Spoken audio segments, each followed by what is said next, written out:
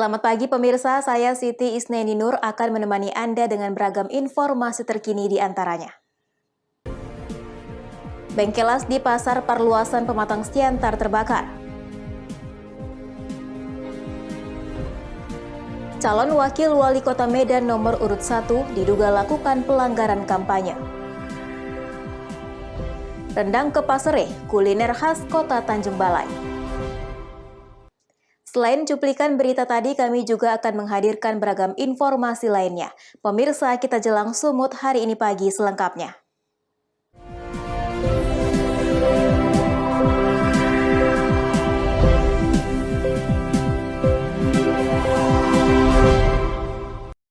Kita ke informasi pertama. Pemirsa, warga di seputaran Pasar Perluasan, Jalan Patuan Anggi, Kelurahan Sukadame, Kecamatan Siantar Utara, Pematang Siantar mendadak heboh setelah sebuah bangunan usaha bengkel terbakar.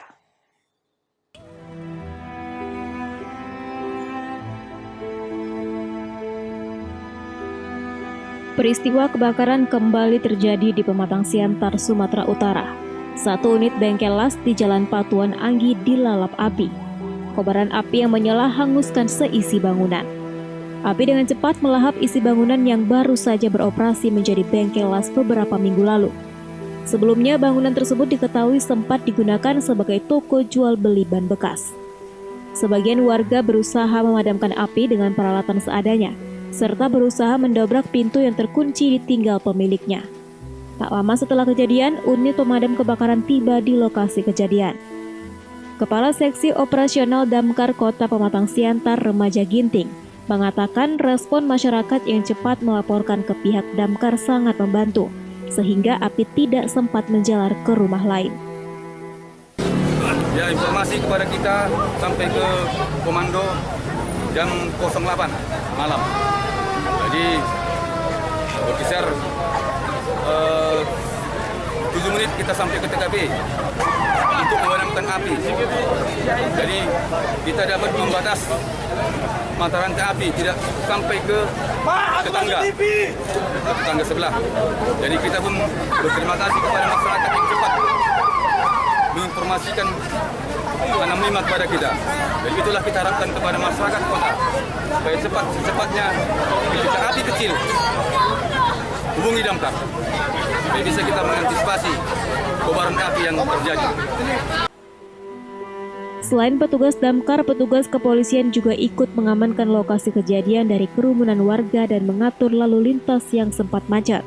Tidak ada korban jiwa dalam peristiwa tersebut, namun jumlah kerugian ditaksir mencapai ratusan juta rupiah.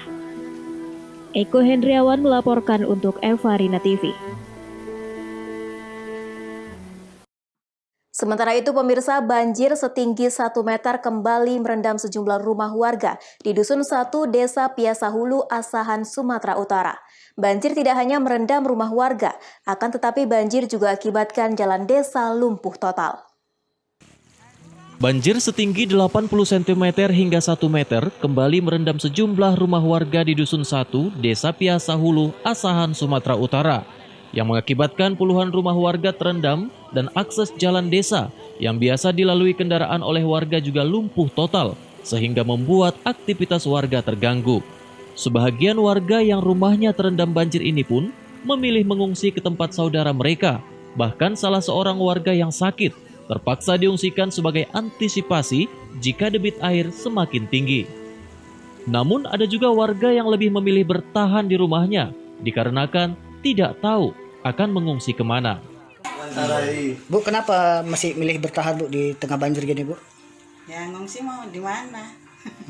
Di rumah aja lah ditahankan. Ditahankan. Ini banjirnya sejak kapan? Tadi jam berapa ya? Jam 10 kan sudah masuk. 10. Ini banjir ini berapa kali yang besar gini Bu datangnya? Ya selama 2 minggu ya udah 2 kali. 2 minggu. Seminggu ya? 1 minggu 2 kali. 1 minggu 2 kali. Hujan ini banjir diakibatkan karena hujan di atas di Kecamatan Mandoge dari tadi malam dan pagi. Nah, air sudah meluap di tempat ini. Ya. Kira-kira ada berapa rumah ini Bang yang terdampak banjirnya Bang? Kira-kira ini masih dalam pendataan dari pihak kecamatan diperkirakan kurang lebih 6. Bang, ini yang terganggu apa bang? Kayak akses jalan atau apa yang ada yang rusak atau bang jembatan atau apa gitu? Ya, akses jalan masyarakat untuk keluar tergenang air dan meluapnya air ini jembatan pada meluap. Mengingat banjir yang kerap terjadi di wilayah tersebut, warga berharap kepada pemerintah Kabupaten Asahan untuk dapat memberikan solusi dalam percepatan penanganan banjir. Wanda Pratama melaporkan untuk Evarina TV. Kita ke informasi lainnya. Pemirsa, untuk menekan penambahan kasus COVID-19, pemerintah Kabupaten Batubara, Sumatera Utara menyiapkan peraturan daerah terkait penerapan disiplin dan penegakan hukum protokol kesehatan.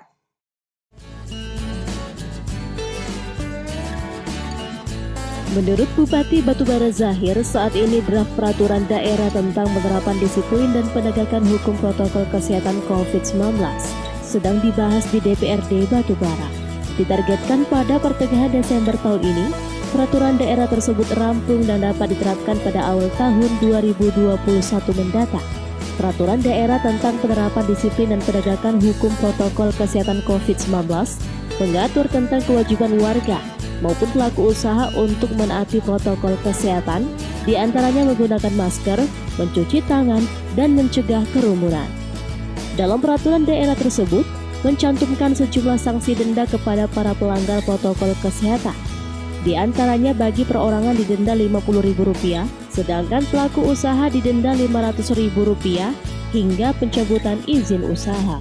Saat ini jumlah kasus COVID-19 di Batubara terus mengalami penurunan, di mana dari 230 kasus terkonfirmasi positif COVID-19, 214 diantaranya telah dinyatakan sembuh. Akan tetapi meski kasus COVID-19 sudah terkendali, pemerintah Kabupaten Batubara bersama instansi terkait lainnya masih tetap gencar menggelar operasi justisi dan sosialisasi protokol kesehatan COVID-19. Diperkirakan tanggal 14 Perda sudah jadi, sehingga nanti dasar itu kita bisa melakukan penindakan terhadap pelanggar protokol kesehatan itu, mengacu juga kepada instruksi Mendagri nomor 6 tahun 2020. Semua ada di dalam Perda yang kita ajukan ke DPRD Batubara. Poin-poinnya bisa disebutkan? Yang pertama 3M, ya, memakai masker, menjaga jarak atau menghindari kerumunan, dan mencuci tangan. Nah, ketika ada kerumunan, kita beri sanksi sosial, sanksi kesehatan. Habis itu kita denda. Bagi masyarakat biasa 50.000 nggak pakai masker. Ya, bagi perusahaan yang tidak melaksanakan protokol kesehatan, ya kita denda 500.000 kalau nggak salah, seperti itu. Taufik melaporkan untuk Evarina TV. Sumut hari ini masih akan kembali sesaat lagi, tetaplah bersama kami.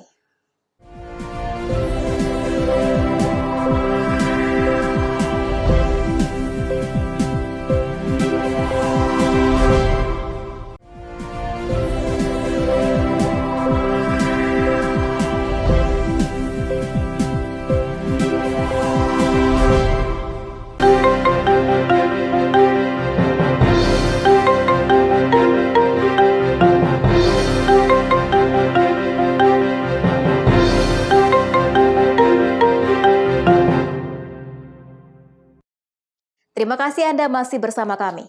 Pemirsa, calon Wakil Wali Kota Medan nomor urut 1 Salman Al-Farisi memenuhi panggilan Bawaslu Kota Medan untuk mengklarifikasi dugaan pelanggaran berkampanye di rumah ibadah. Salman menjalani pemeriksaan selama 6 jam dan dicecar 28 pertanyaan.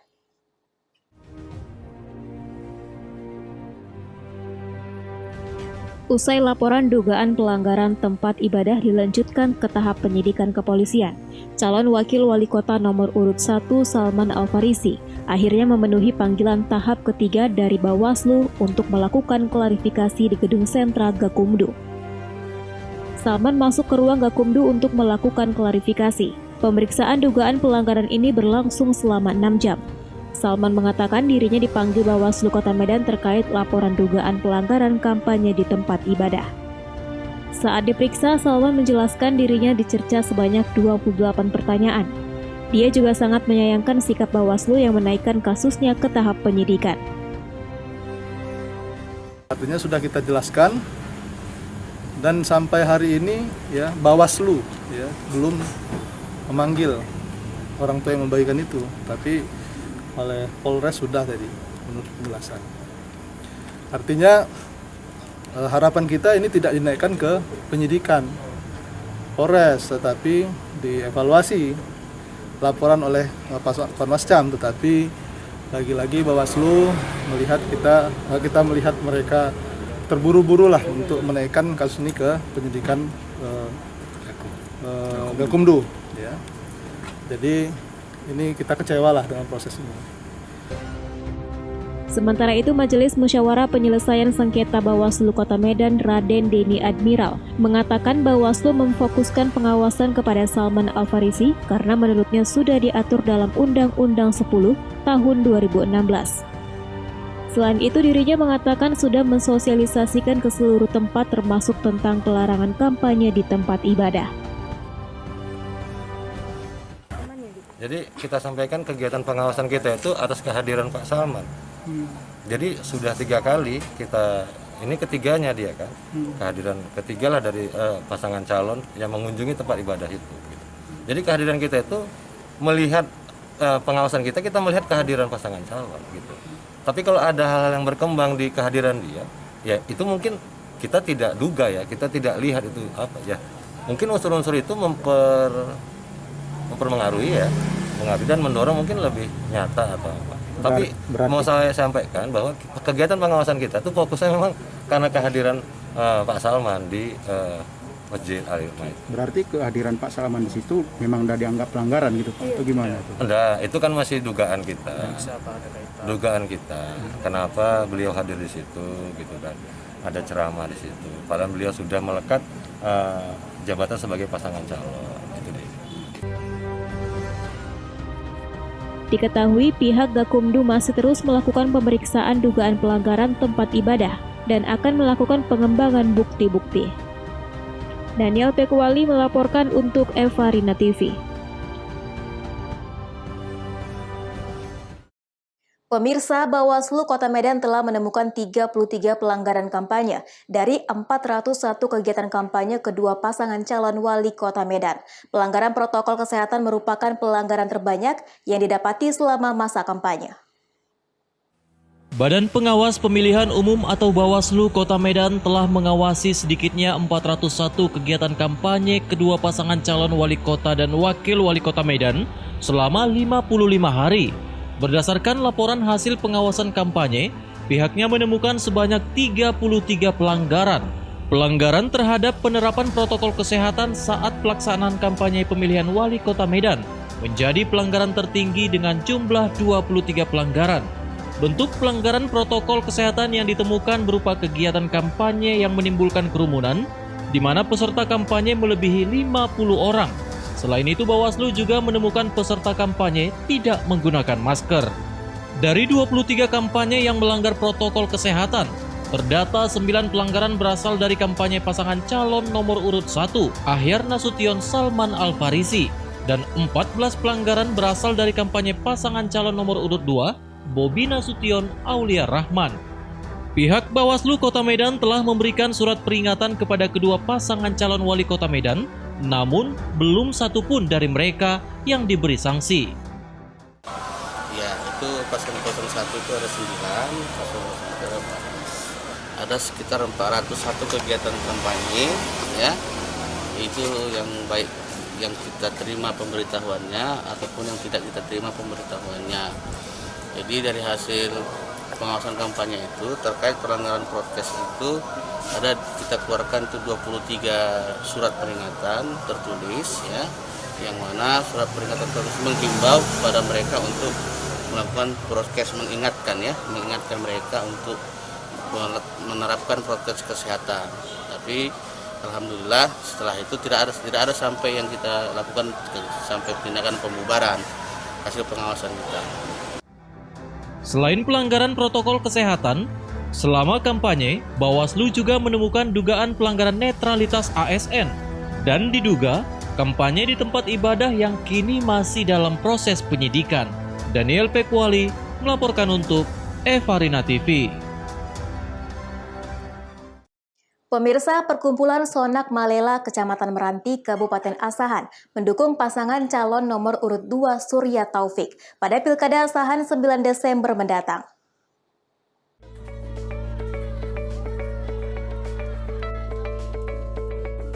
Deklarasi dukungan Perkumpulan Sonak Malela Dohot Bere, IBBere, Kecamatan Meranti dihadiri langsung oleh Surya, calon Bupati Asahan. Kedatangan Surya pada acara deklarasi dukungan Sonak Malela tersebut disambut hangat warga.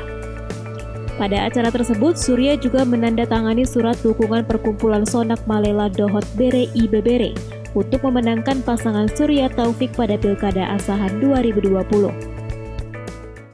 Bahwa tanpa dukungan bapak-bapak dan ibu sekalian, walaupun sehebat apa saya dengan Pak Taufik memerintah Kabupaten Asahan, kalau masyarakatnya tidak mendukung, saya yakin pemerintahan ini juga tidak akan lebih baik. Dewan Penasehat Perkumpulan Sonak Malela Guntur Setiawan mengatakan, Sonak Malela harus memilih pasangan Surya Taufik, karena kedua pasangan ini sudah teruji, dikenal baik dan peduli terhadap masyarakat. Bagi Sonak Malela, Surya Taufik ini adalah pemimpin yang bisa untuk membawa Asahan yang lebih sejahtera, yang lebih makmur. Karena Surya Taufik ini sudah berpengalaman di birokrasi. Harapan Sonak Malela terhadap Surya Taufik ini, Surya Taufik menang.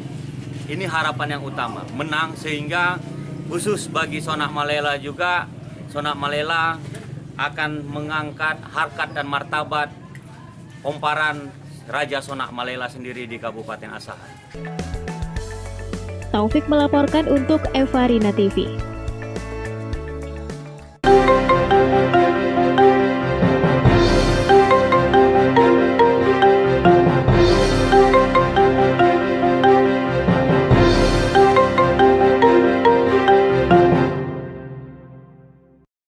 Sumut hari ini masih akan kembali sesaat lagi. Tetaplah bersama kami.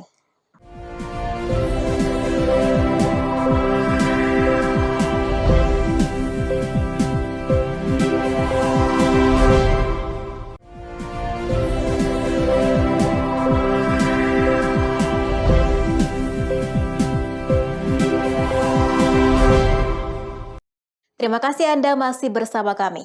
Pemirsa, bagi Anda penikmat kuliner Nusantara, menu yang satu ini sepertinya layak untuk dicoba. Bersantap di Kota Tanjung Balai, Sumatera Utara pastinya tidak lengkap rasanya tanpa rendang kepah sereh, yang merupakan salah satu makanan khas Kota Tanjung Balai. Berada di Jalan Dr. Sutomo, Kota Tanjung Balai, Sumatera Utara, Anda akan menemukan sebuah menu makanan, yaitu rendang kepah sereh yang merupakan makanan khas Kota Tanjung Balai. Seperti namanya, rempah sereh yang diolah menjadikan cita rasa yang kuat pada rendang kepah ini, yang berbaur dengan rempah lainnya dan menyatu dengan gurihnya kuah santan. Adapun bumbu yang digunakan terdiri dari cabai, bawang merah, bawang putih, daun salam, daun jeruk, buah palaga, jahe, kunyit, merica dan ketumbar, serta santan yang dihaluskan menjadi satu. Kuatnya dominasi rempah sereh membuat rendang kepah ini memiliki cita rasa yang khas dan mengeluarkan aroma yang semakin menambah kelezatan dari daging kepah tersebut. Sangat nikmat dan terasa banget di lidah, menambah selera makan, serta harganya juga sangat ekonomis, sangat terjangkau. Enak banget lah, boleh dicoba, boleh kita coba sendiri. Sangat terasa di lidah. Pak, ini makanan khas Tanjung Balai ya, Bang? Iya, masakan khas Tanjung Balai, kerang ya, dan sesuai dengan sebutan nama lain Tanjung Balai, Kota Kerang. Biasa seperti itu, Bang. Wilayah Kota Tanjung Balai berada di areal pesisir laut perairan Selat Malaka dan menyimpan sejumlah cerita menarik tentang kuliner-kuliner khas kerajaan Melayu. Oleh karenanya, jika Anda singgah di kota yang kaya akan kekayaan laut ini, sebaiknya Anda harus menikmati lezatnya rendang kepah sereh. Kak, apa benar Kak ini ke Pasrai ini ciri makanan khas Kota Tanjung Balai. Ya betul, ini ciri khas makanan Tanjung Balai ke Pasrai ini yang terbuat dari bumbu ya, cabai, bawang, alias serai lengkuas itu dihaluskan. Dan yang paling utama adalah serai, harus ada serai. Serai itu tak perlu dihaluskan, dia hanya dirajang aja biar terasa dia serainya. Jadi yang datang sendiri? Yang datang kemari makan ya banyak orang luar kota seperti Medan, Batubara, orang pokoknya banyak lah, kita taklah sangat apa. Memang banyak lah orang makan ke sini. Wanda Pratama melaporkan untuk Evarina TV. Pemirsa, Kementerian Perhubungan merevitalisasi 3 terminal tipe A di Jawa Tengah. Selain untuk memberikan pelayanan lebih baik terkait sarana penunjang transportasi, revitalisasi terminal merupakan upaya pemulihan ekonomi nasional karena membuka peluang pengembangan potensi UMKM.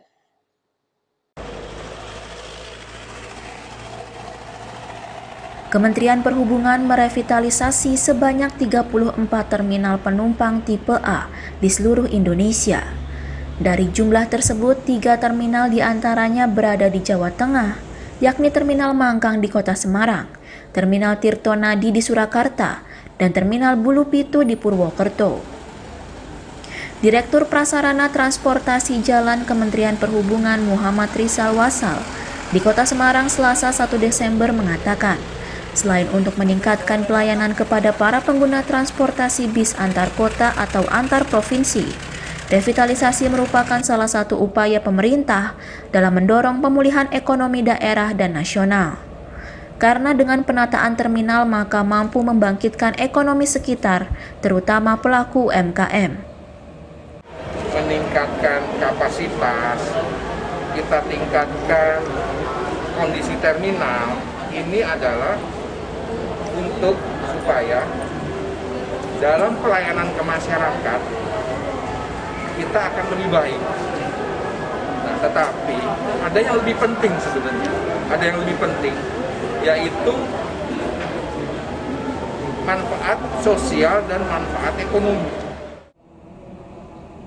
Rizal menambahkan untuk revitalisasi Terminal Mangkang dan Terminal Tirtonadi, masing-masing anggaran yang dibutuhkan senilai 40 miliar rupiah dan Terminal Bulu Pitu senilai 20 miliar rupiah.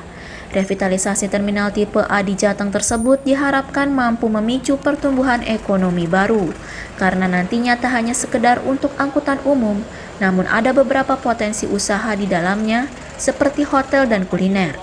Sehingga diharapkan juga mampu menarik minat calon investor untuk ikut menggeliatkan sektor ekonomi daerah. Dari Semarang, Jawa Tengah, Suryo Wicaksono, Kantor Berita Antara mewartakan.